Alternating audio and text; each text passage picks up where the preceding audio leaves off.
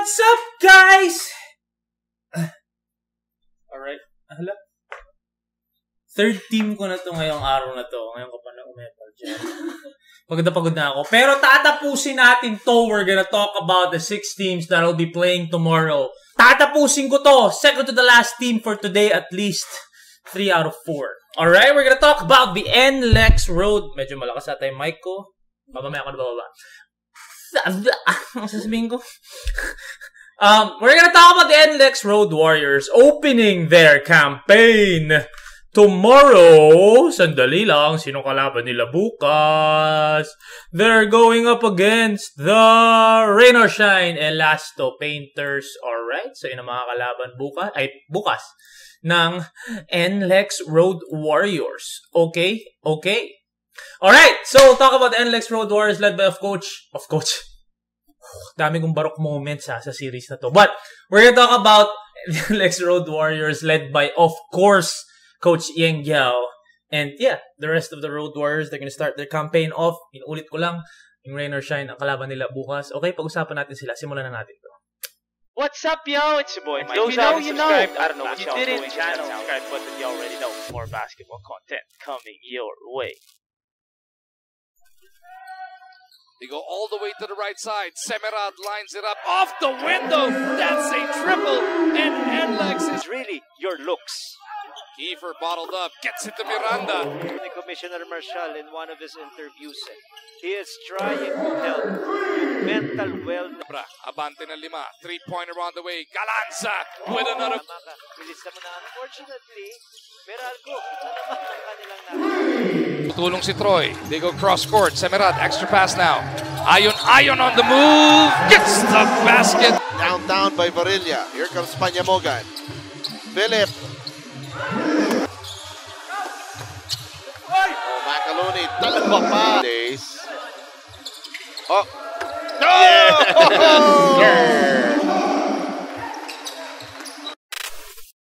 Okay! Let's talk about first yung nilang conference nung nasa bubble sila. Wasn't the most successful one for the NLEX Road Warriors. Sobrang their record nung bubble does not speak of the talent that this team has at yung kakayanan nila. Especially with the emergence of Raul Soyud, who has been a solid 5-man for them. Since JP Eram has left itong NLEX, medyo nabuta sila sa 5 spot. But man, ang ganda na nilalaro ni Raul ngayon, UP fight. Sa bata ako si Raul. Kaya he really deserved that extension. I believe he signed an extension over the off-season, the long off-season. Okay, so, nung nasa bubble sila, they finished with an 11-5 record. 11-5 ba? Hindi, 5-6, sorry. 5-6 record. Okay? 5-6 record. Again, not so successful and malayo yung record na yun sa kakayanan ng NLEX Road Warriors. And I believe that this is the conference na medyo they're gonna pick up a little bit of momentum coming from that kasi ang nangyari ang naalala ko sa bubble, medyo wala sa kondisyon yung players nila noong umpisa, and also they had injuries, di ba? Kakabalik lang ni Kevin Alas, although Kevin Alas played a hell of a bubble. Siyempre kakabalik lang niya noon. I believe they had injuries inside the bubble. Kiefer came in, yung usage rate niya sobrang taas nung umpisa. Medyo napagod siya doon. Pero man, ang ganda pa rin ng nilaro nila, even though it was 5-6, they had a lot of competitive games. And you already know na talagang maganda ang magiging pasok nila sa conference na to. And I'm sure, I'm not gonna talk about the whole Kiefer Japan situation, but you already know Kiefer is gonna show out. Alam nyo yan. Kasi syempre, he's gonna be the talk of the town na hindi siya pinayagan ng PBA mag-Japan. I'm not gonna talk about that once again.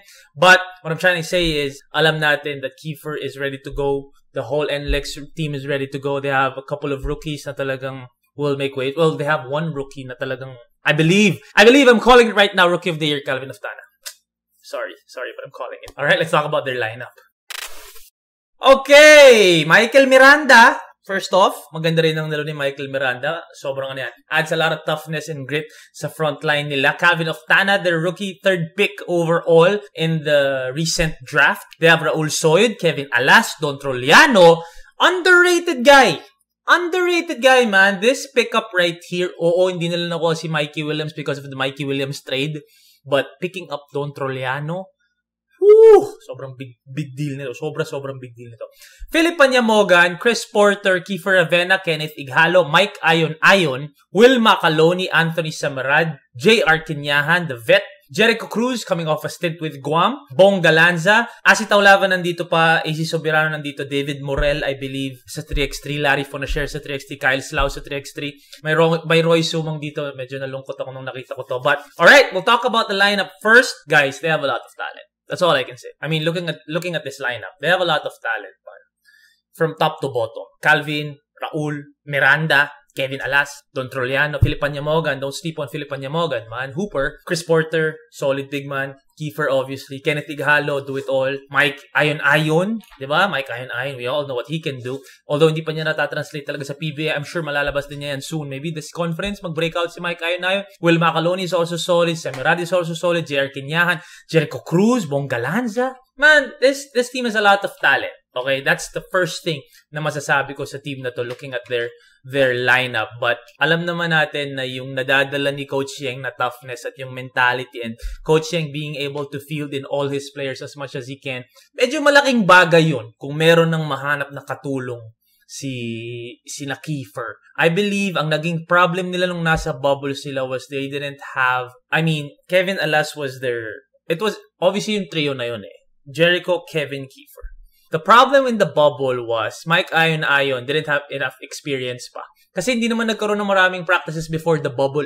So I believe Mike Ayon is gonna come into this conference a little more prepared para mabigyan ng spot minutes or at least mabigyan ng pahinga itong big three nila. When I say pahinga, yung pahinga na yung mahaba. Kasi no one plays more than 25 minutes for Coach Yeng Guiao. Yun ang sinasabi ng mga past and present Coach Yeng Guiao players. No one plays more than 25 minutes. Yun yung goal. Pero sina Kiefer, sina Kevin had to play more kasi nga, medyo kulang di ba? Wala talagang reliever. But if Mike Ayon can pick up or find himself in the PBA and then tapos dadagdag mo pa si Don Troliano, di ba?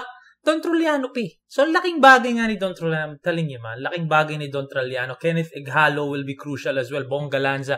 So, I believe that if Coach Yeng Guiao can put back his minutes restriction for everyone, when I say minutes restriction, talagang gusto lang ni Coach yung talagang, sinispread niya yung minutes niya. If he can bring that back and if he can get solid minutes coming from his bench, maybe Don Troliano will start. Maybe Kevin Alas will come off the bench. Or maybe Jericho Cruz will come off the bench. Diba? We don't really know. Iba naman yung starting five. I believe si Kiefer lang naman ang lock sa starting five.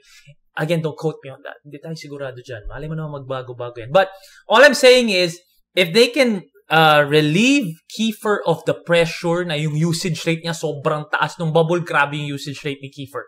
Diba? Kevin Alas is also coming into I believe this is his second conference after that second ACL tear, if I'm not mistaken. All I'm saying is, yung kumpiyansa ni Jericho Cruz, hindi ko masasabing umakyat kasi hindi ko alam kung pwede pang umakyat yun. Grabe yung kumpiyansa ni Jericho Cruz. Pero coming off Guam stint, kumpiyansado si Jericho. Mike Ayon has a full year under his belt. Kenneth Ighalo, obviously. Philip Panyamogan, diba? Kevin Alas, Bong Galanza, and then of course Kiefer Avena. Alright? Sa big man nila, ang ganda na nilalaro ni Raul. Solid off the bench si Mike Miranda.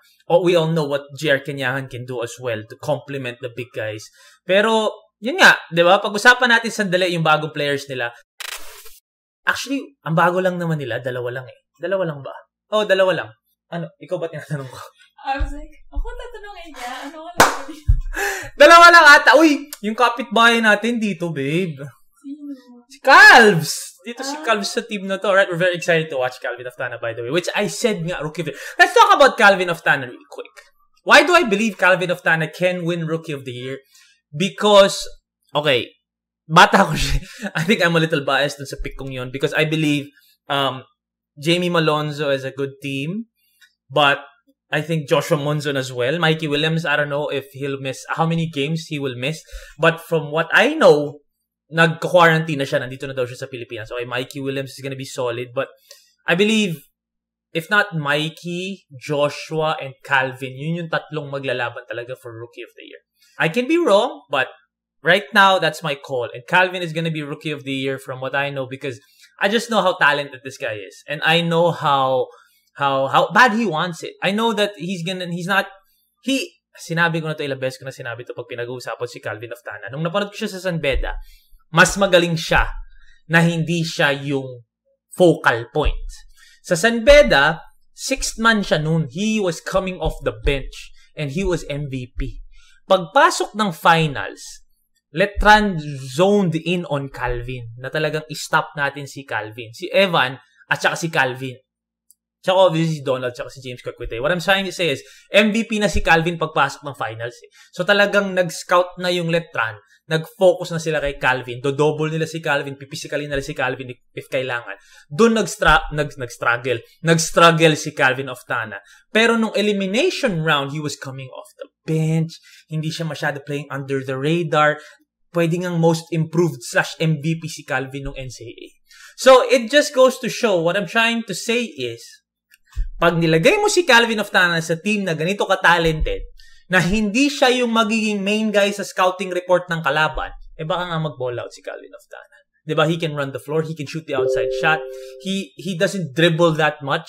Diba? Very, very basic si Calvin. Maybe 2-3 dribbles, titira na siya or all the way na siya sa basket. He can play defense. Diba? He can guard small guys because of his agility. He can guard big guys because of his height, his athleticism, his length. So, no hate towards anyone. But I just feel like Calvin Oftana will win Rookie of the Year. Ikaw kasi si diba? Leonard Santillan ang Rookie of the Year mo eh. Sa akin si Calvin Oftana. Alright? Let's talk about Don Troliano. Again, underrated. Don Troliano is coming back to Coach Yeng Giao. He was coached by Coach Yeng sa Rain or Shine. Alala niyo yun? Muntik pa maghilas si Don Troliano nung nag-coach si Coach Yeng. Guys, Don Troliano is a stud. Don Troliano is a stud. This is one of the low-key big acquisitions by any team in the league. Don Troliano, man, being able to give Jericho Cruz, Kevin Alas, and Kiefer Ravena a solid guy na pag nilabas kayo, may Don Troliano sa loob. Come on, man. Come on. And also, Jericho Cruz and Don Troliano find themselves in the same team once again. Adamson sila. I'm not sure kung nag-abot sila sa Rain or Shine. Pero, yeah, you get what I'm saying. Okay? So, those two guys lang naman ang bago, if I'm not mistaken. Parang sila lang naman. Yeah. Sila lang. Okay? Okay. Players to watch for the NLEX Road Warriors. I don't know if I really have to explain kung bakit Kiefer Ravena is one of the players to watch para sa NLEX dito, but he has a chip on his shoulder. He was the talk of the town for a couple of weeks. Until now naman, diba na hindi siya pinapayagan mag-Japan. So he has a chip on his shoulder. We know that he needs to ball out because, wala lang. Well, knowing Kiefer, he's gonna ball out either way naman eh. Pero I'm just saying, he was the talk of the town for a couple of weeks to this day, and he is to me, the most skilled hooper in the league. Him and Paul Lee, Terence Romeo also, Stanley Pringle also. But I'm just saying, most skilled, a lot of people will again get pissed or a lot of people will be mad. But for me, it's just Kiefer, man. It's Kiefer Ravena. Okay, all around. I'm not saying all of these guys can put up 40 points. Matthew Wright can put up 40 points. Roger Pugoy can put up 40 points. Paul Lee, Terence Romeo, what do you call this? Who's the other? Stanley Pringle can put up 40. But with the variety of moves, yung dami sa arsenal, like who has the biggest bag? It's Kiefer.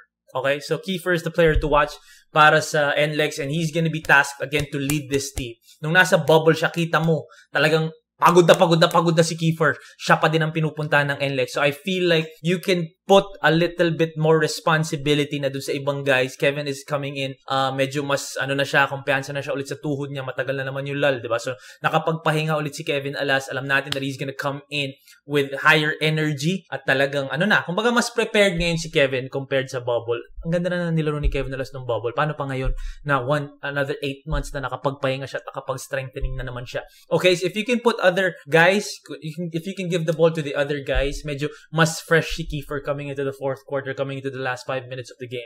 Alright, so Kiefer Ravena, obviously, player to watch for NLEX. Another guy is Kevin and Jericho.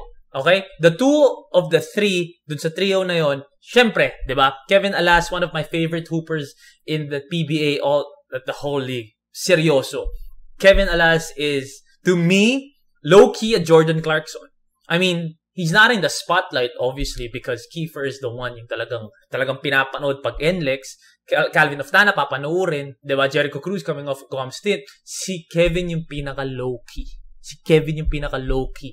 Yung demeanor niya, relax lang siya, nonchalant lang siya, hindi masyadong emotional. But guys, this dude is a hooper. Okay, one of the most skilled guys in the league as well, Kevin Alas. And he's gonna be tasked to help out itong si Kiefer. Yung 1-2 punch na yon, malaking bagay, especially in the end game. Especially in the end game. So Kevin Alas will have a bigger role. I mean, he's always had a big role with NLEX every time he's healthy, but I just feel like coming off another 8-month period, tapos kinasal na siya, medyo relax na siya, masaya siya sa love life niya, masaya siya sa buhay niya ngayon. Off the court, he is very, very happy. He is very, very relaxed coming into this conference. At yun, medyo, nung nasa bubble kasi, di ba parang, ano ba yung nasa bubble? Parang bagong engaged ata sila. Tapos, naghiwalay na agad kasi nag-bubble. Ito ngayon, medyo, di ba, 8 months nilang, di ba, mas relax lang. I just feel like mas relaxed si Kevin Alas coming into this conference, and I'm very, very excited for him to ball out. The same as Jericho Cruz.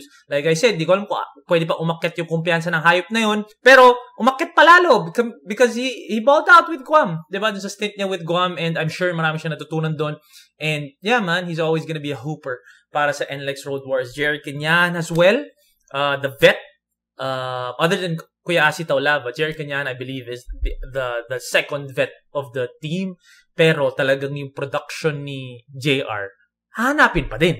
Hahanapin pa din talaga because he's their best foreman and he complements itong si Raul Soyud. Solid talaga. I believe that 1-2 punch naman down low, malaking bagay din. I'll talk about Raul Soyud as well. Raul din, talagang importante na tumuloy-tuloy yung development niya. I think with the exit niya or with NLEX trading away JP Eram, I don't know if sinadya nila yun o ginusto nila yun, but when they traded away JP Eram, it gave Raul Soy the opportunity to break out in the league, and I believe he did, man. He's gonna compete against the best centers in the league. I think he's done that in the bubble, so hopefully tuloy-tuloy yung development ni Raul Soy. Alright, so those 5 guys, other than the others, of course, Calvin Oftana din. Pero, I believe those 5 guys talaga yung kakailanganin. Yun yung first 5 eh. Obvious ba, Mikey, yung first 5 players to watch? Pero yun, yung first 5. Okay, Kiefer, Kevin, Jericho, JR, and Raul. Yung 5 yun ang talagang papanoorin natin sa NLEX. I believe yun naman yung closing 5 nila. Diba? Okay. Alright, storylines. Kasi, when you look at this lineup, malakas sila on paper. But like I said, nung nasa bubble, well, marami namang factors sa bubble na medyo hindi pa full force yung NLEX nun eh. I believe with that 8-month lull, 8 months ba yun? 8-month lull. More sa kanila kasi 8 months yung nag-finals pa eh. Pero more sa kanila, natanggal sila kagad, elimination pa lang. So, dun sa 8 months na yon or 9-10 months, I'm sure na build pa nila na build yung team nila. Okay, so can they match yung record nila after this conference or the style of play or the brand of basketball that they have? Guys, can they match their lineup on paper? Including the coach, Coach Yang Gyo Yun, diba? So one of the best coaches in the league. So Coach Yang in that star-studded, I believe a star-studded lineup. Okay, low-key a star-studded lineup. Low-key, man, low-key. I mean, you'll always talk about Ginebra, you'll always talk about San Miguel, Magnolia, pero I feel like NLEX can compete eh. Can compete, man. They can compete. They have the pieces. And sabi ko nga, hindi sila pumasok ng playoffs ng bubble. Doesn't mean mahina sila eh. Talagang kailangan lang nila mahanap ulit yung sarili nila. Diba? Hindi ko masasabing legit yung record nila ng bubble eh. Hindi ko talaga masasabi. So, yun lang. One of my favorite teams, of course, the NLEX Road Warriors. Honestly, personally, one of my favorite teams to watch. And yung lakas ng lineup nila, can they translate that onto the court?